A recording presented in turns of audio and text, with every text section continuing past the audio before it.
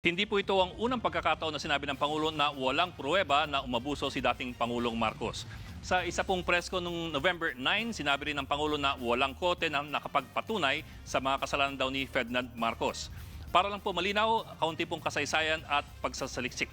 Noon pong December 21, 1990, naglabas ng ruling ang Swiss Federal Tribunal na ang Marcos Swiss bank accounts na may $356 million ay nakaw na yaman. Pero po, December 1997 na nang ipalipat ng Swiss Federal Supreme Court ang pera sa isang escrow account sa Pilipinas. Bakit po nagtagal? Dahil po pinaglabanan pa ang kaso ng gobyerno at ng mga Marcoses. Git ng mga Marcoses sa korte, hindi nila ninakaw ang malaking perang ito. Ngayon po, taong 2003 nang maglabas ng final decision ang Supreme Court ng Pilipinas. Ilipat na raw ang Marcos Swiss bank account sa National Treasury. Dahil po sa naipong interes, umabot na yung pera sa $650 million, kulang-kulang mga 30 billion pesos.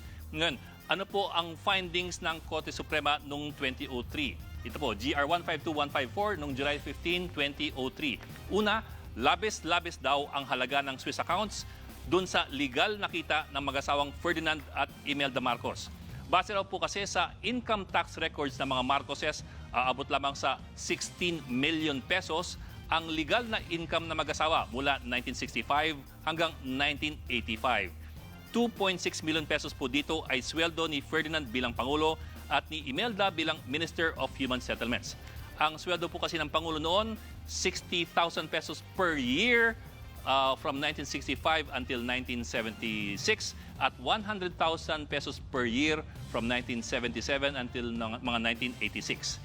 Katunayan po, naging maluwag pa ang korte at tinanggap ang sinabi ng mga Marcoses na may 11 million pesos sila dahil sa law practice. Kahit hindi naman pwede mag-practice ng abogasya ang isang nakaupong Pangulo.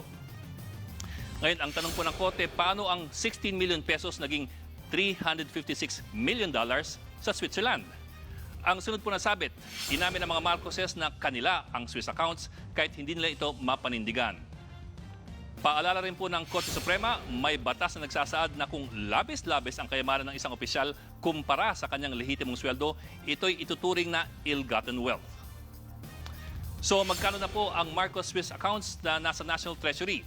Noong 2006 po, nagkahalaga na ito ng $780 million or kulang-kulang mga 36 billion pesos. Ngayon, kung sa desisyon ng Korte Suprema natin ay mayroong ill-gotten wealth ang mga Marcoses, bakit po hindi sila nakukulong?